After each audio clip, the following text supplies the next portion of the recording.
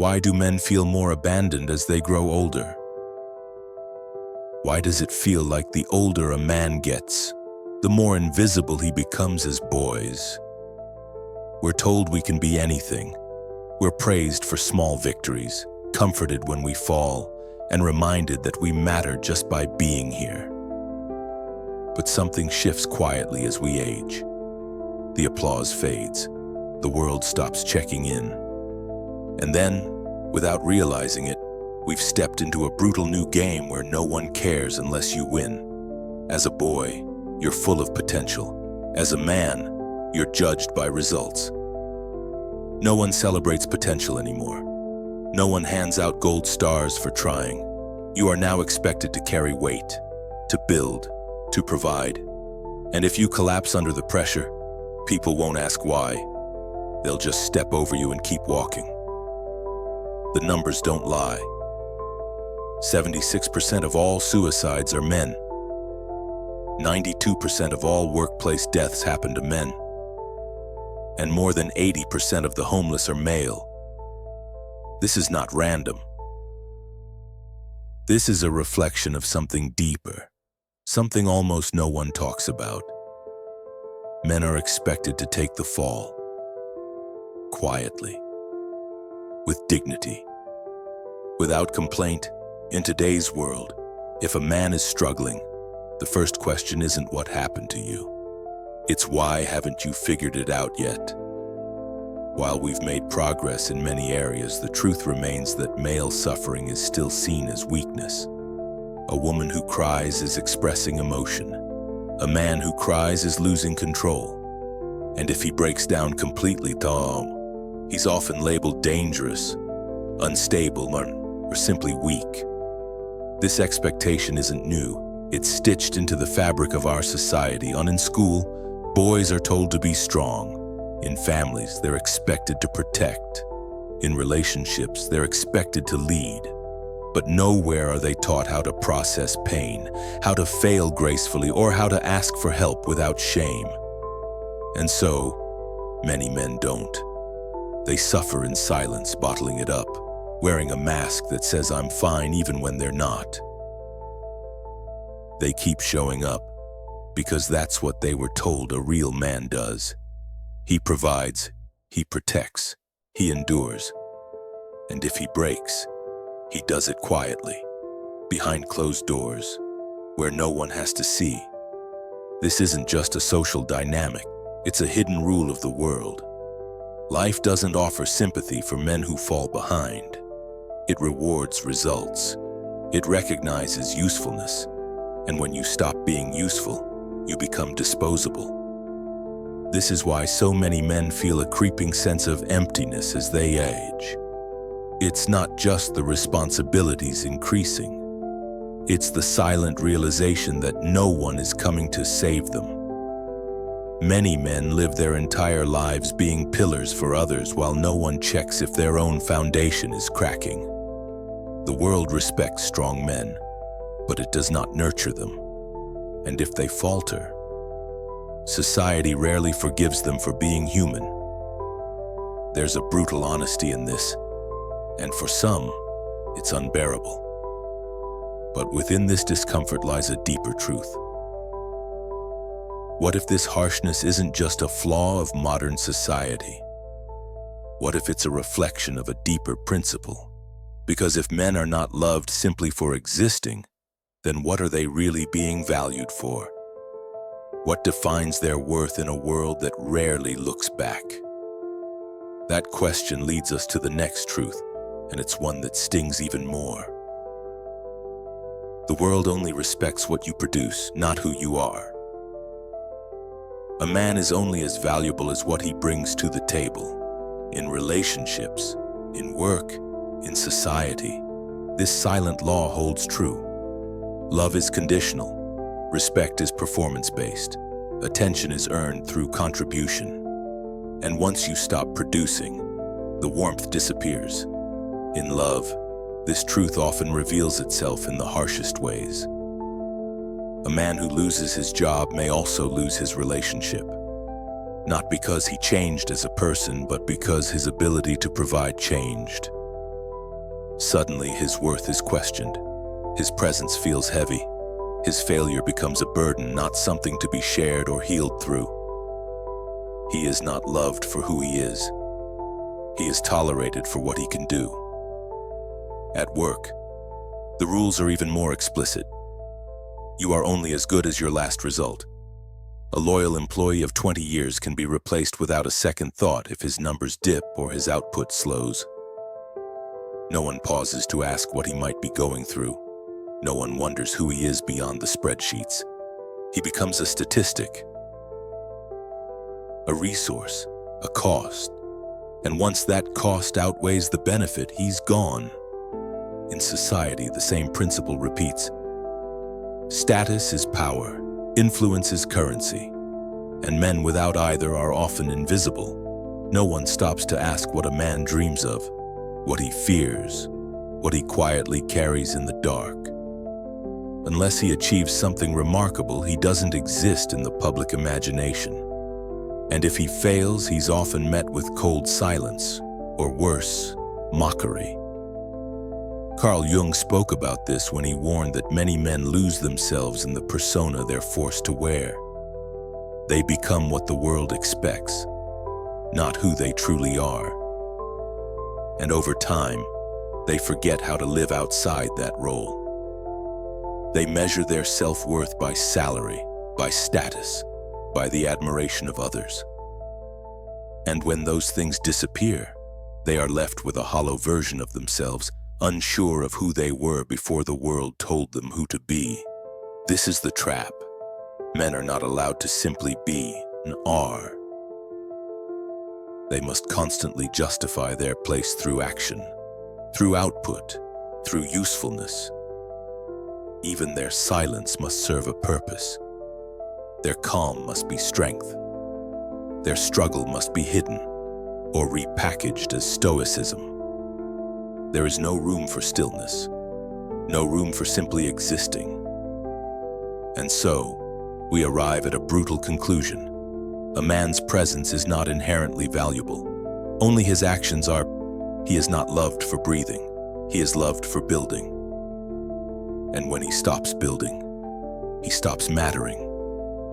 This realization cuts deep, because it means that a man's identity is always at risk. Always dependent, always fragile. What happens when he gets sick, when he's laid off? When he fails in business, in marriage, in fatherhood? What happens when he has nothing left to offer? The world will not wait. It will not pause to understand. It will move on, quickly, without apology. And that leads us to the next painful truth.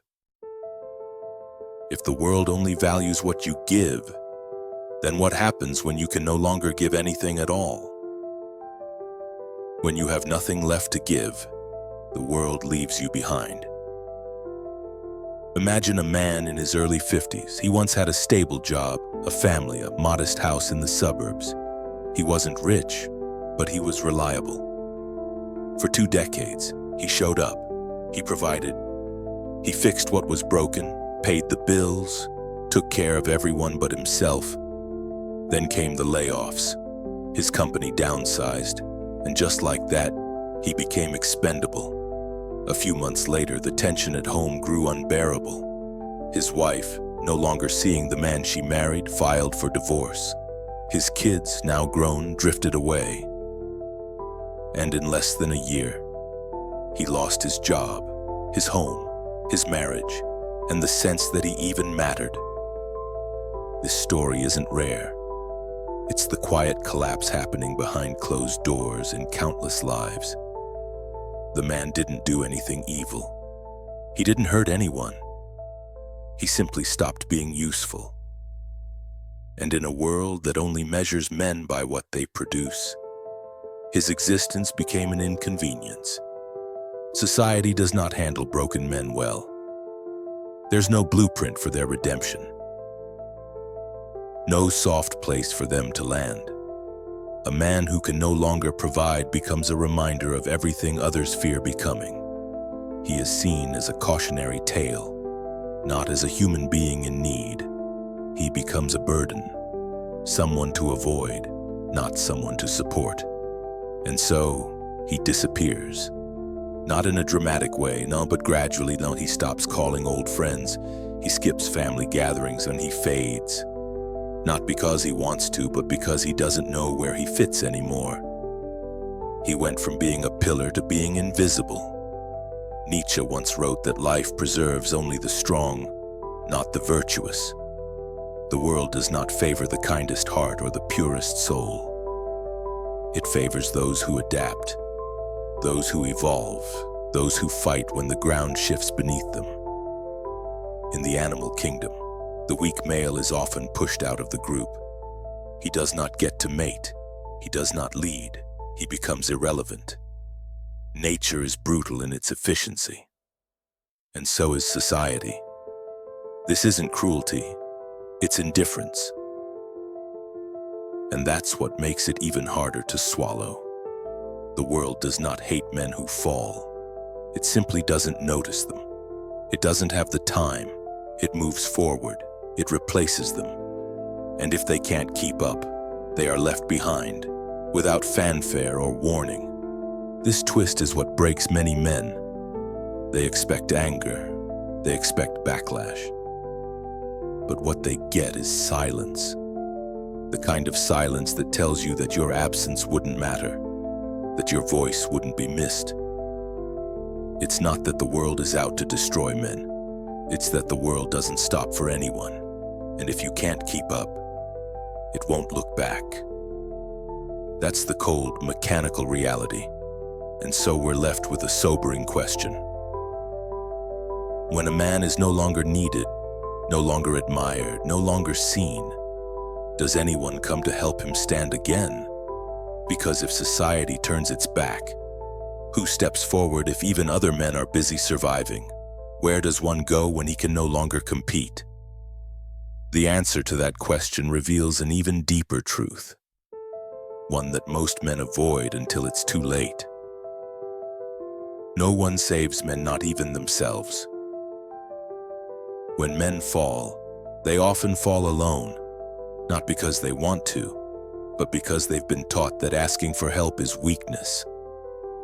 From a young age, boys are conditioned to solve problems on their own. They're told to toughen up, to stop crying, to figure it out.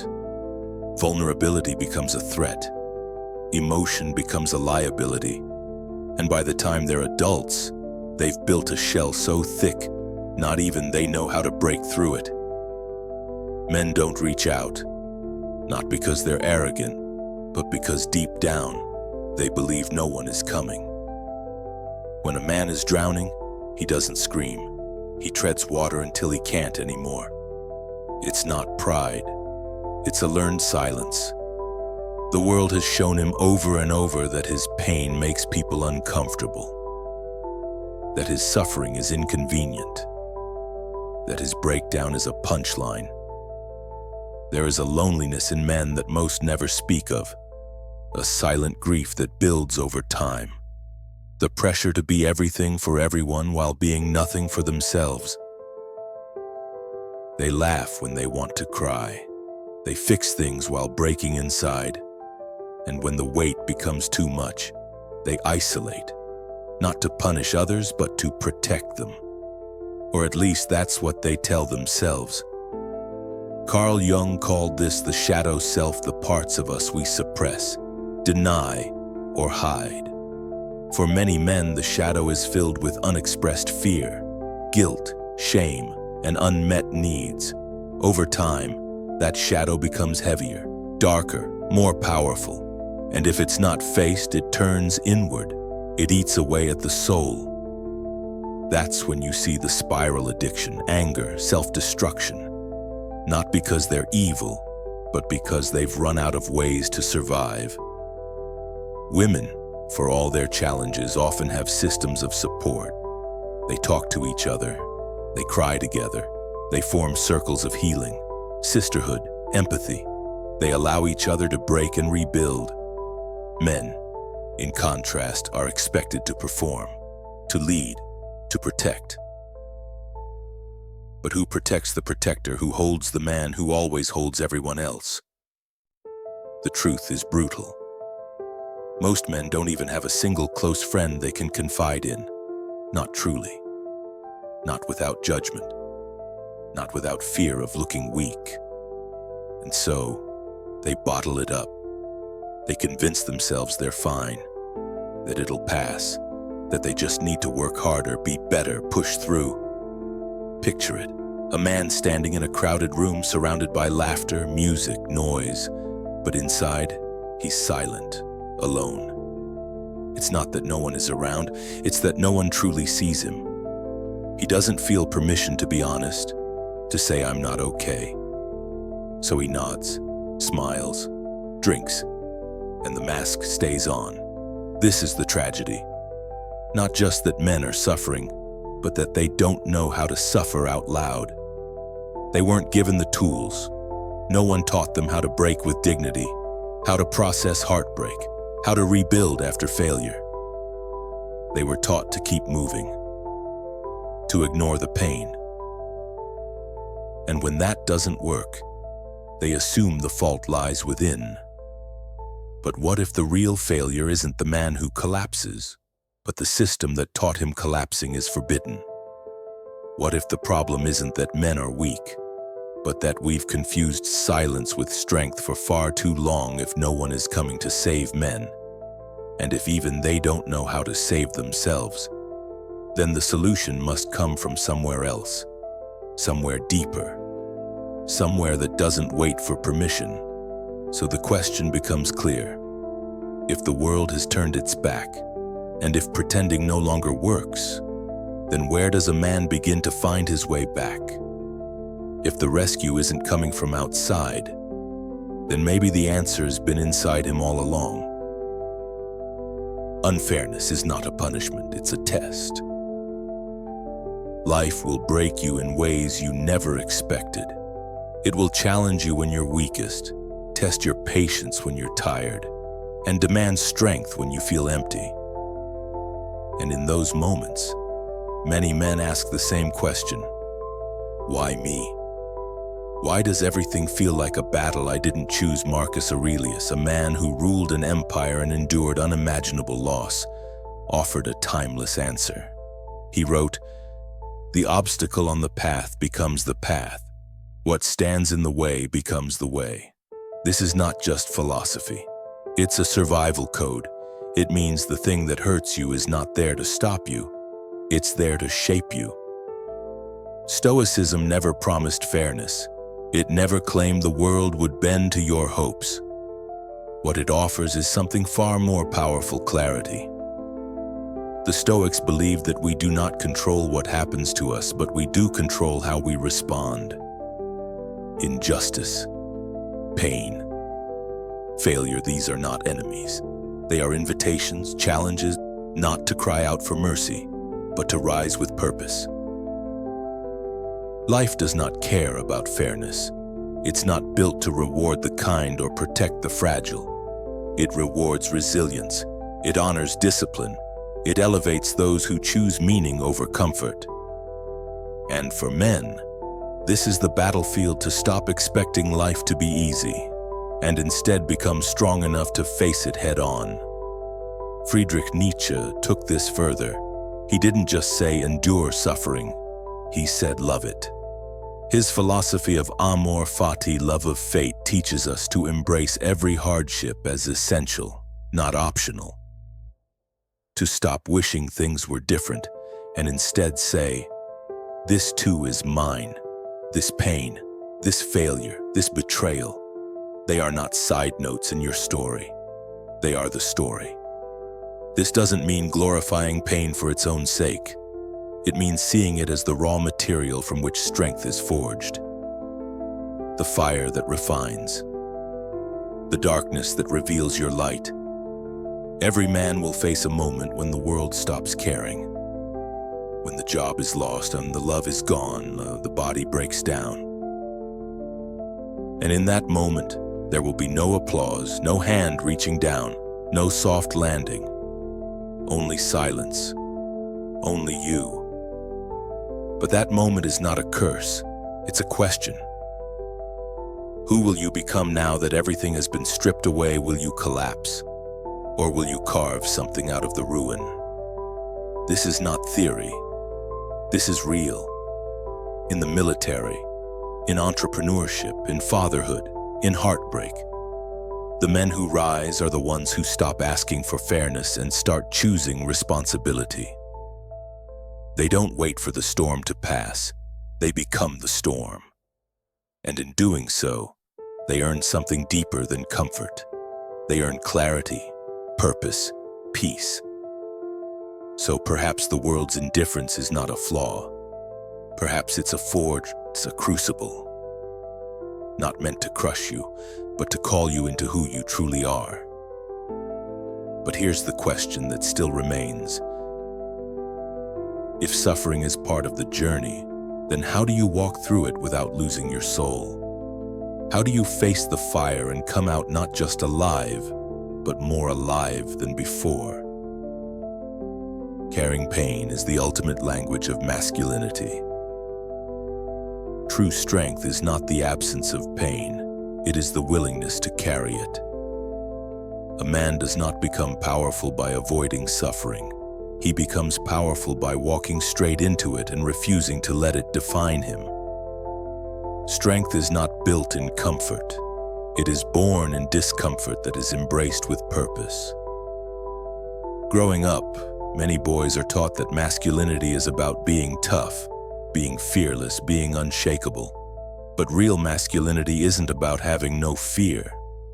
It's about standing in the fire while fear whispers in your ear, and still choosing to act with courage. It's about staying when others run, holding steady when things fall apart, and being the one who absorbs chaos so others don't have to. Jordan Peterson once said, "Take on the heaviest burden you can bear, and you will find the deepest meaning." This is not just a motivational phrase, it is a spiritual truth. The weight you choose to carry becomes the shape of your character, and the heavier it is, the more meaning it brings. That is why men who carry the greatest responsibilities often possess the deepest clarity. Think of the father who works 2 jobs to keep food on the table. He doesn't complain, he doesn't boast, he simply shows up, day after day, tired but unwavering. Or the soldier who walks into danger not because he wants glory, but because he knows someone has to. These men are not praised loudly. They are often forgotten. But their quiet sacrifices hold families together. They hold nations together. They are the pillars hidden inside the walls. You don't see them. You don't think about them. But remove them, and everything collapses. This is the essence of masculine honor. Not in how loudly you speak, but in how deeply you carry it. Not in how much you win, but in how much you endure for the sake of others. There is a nobility in bearing pain without seeking attention. In taking responsibility not because it's fair, but because someone has to. And that's the quiet power of manhood. To be the foundation, to be the steady hand, to be the one who holds while the world shakes. It is not glamorous, it is not praised, but it is sacred. The modern world often mocks this idea. It treats masculinity as outdated or toxic. But what it misses is that the strength to carry pain is what allows civilization to function. Behind every stable home, every working system, every moment of peace, there is a man somewhere holding weight so that others don't have to. And he does it quietly, not because he is weak, but because he understands that real strength whispers. This is not about suffering for suffering's sake. It's about choosing to carry what matters, even when it hurts. Because in that choice, a man finds his dignity, his direction, his definition. So perhaps masculinity has nothing to do with dominance or status. Perhaps it's something quieter, deeper, more ancient. Perhaps it lives in the man who rises each morning despite the weight, who builds without applause, who carries pain not to be seen, but because it's the right thing to do. And that leads us to a more radical question. If pain is part of the masculine journey, then could a man not only carry it but learn to love it? Could he make peace with the very hardship that once threatened to destroy him? Could adversity become not just a burden, but a companion? Love the unfairness, and it will no longer control you.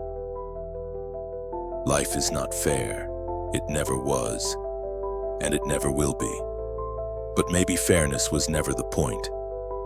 Maybe what matters is how you respond to the weight life puts on your shoulders. The moment you stop fighting the unfairness, and instead accept it as your personal proving ground, something inside you changes. You stop being a victim of circumstance and start becoming a master of yourself. Nietzsche said, "He who has a why to live can bear almost any how." When your pain has a purpose, it transforms. When your suffering connects to something larger than you, it stops being torment and starts becoming meaning. The world may not reward you, but meaning doesn't need applause. It needs commitment. Amor fati, love of fate. To embrace everything that happens, not just the joy, but the hardship, not just the triumph, but the betrayal. This is not passive acceptance. This is active engagement. A choice to say, I will not curse the storm. I will learn to sail through it. I will not resent the weight. I will build the strength to carry it. This kind of mindset is not easy, but it is liberating. When you stop expecting the world to fix itself for you, you begin fixing yourself for the world. You stop waiting for rescue, you become the one who rises. And in that rising, your scars turn into symbols, your wounds into wisdom. Think of every painful moment you've survived, every loss, every failure, every time you were left behind. What if none of it was wasted? What if it was all preparation? Every burden has taught you something. Every betrayal has shaped your boundaries. Every silence has taught you how to listen deeper. These are not just memories. They are assets, tools, lessons carved into your soul. And when you begin to see suffering this way, you change the game. You're no longer controlled by the unfairness of life. You move with it. You grow through it. You evolve in the very space that once crushed you. The world may still ignore you. It may still demand more than it gives. But you won't be waiting for it to change anymore. You'll be too busy changing yourself. That's the shift, from resistance to mastery, from complaint to action, from bitterness to power. And that is the greatest rebellion a man can make, to look at a world that doesn't care and still choose to care deeply, to face injustice and still act with integrity, to walk through pain and still choose love. Not for reward, not for validation, but because it's who you've decided to become. This is what freedom looks like. Not the absence of difficulty, but the presence of courage. Not a life without pain, but a life where pain is no longer your enemy. And that brings us to the final question. If a man embraces this truth fully, deeply, without hesitation, could it redeem him? Could it rebuild what was lost? Could it become the path home to a life not just endured, but finally understood? You don't need sympathy, you need awakening. The world is not fair, but it doesn't hate you, it tests you, it strips away comfort to see what you're really made of. It throws silence at you to force you to listen to your own voice. It withholds approval so you learn to validate yourself. And in doing so, it reveals the deeper truth most men avoid their entire lives. You are not owed anything, not love, not respect, not even a second chance. But you are offered something far more powerful, the chance to become the man who no longer needs permission to rise. You can spend your life blaming the world for what it didn't give you. You can carry bitterness like a badge and wait for someone to fix what broke inside you. Or you can take everything that hurt you and use it as raw material. You can build from it, shape it, forge yourself through it. Because if life refuses to be soft, then maybe your strength comes from learning how to be sharp without losing your soul. You don't need more comfort. You don't need more softness. You need clarity. You need conviction. You need to remember that the world does not give peace freely. It gives you fire and waits to see if you'll become flame or ash. This isn't about proving anything to others. This is about reclaiming yourself from everything that tried to define you. It's about rising without applause, walking without guidance, bleeding without shame. It's about realizing that the man you've been waiting to become is already inside you, buried beneath layers of disappointment, silence, and fear. What you need now is not pity. It's a reason to move forward, a mission, a direction, something larger than your pain, something worthy of your sacrifice. So ask yourself this: if unfairness is not a wall, but a door, if pain is not your punishment, but your path, then are you willing to walk through it? Are you ready to become who you were meant to be, not because the world made it easy enough, but because you finally decided to stop waiting? The question is yours now, and the answer is everything.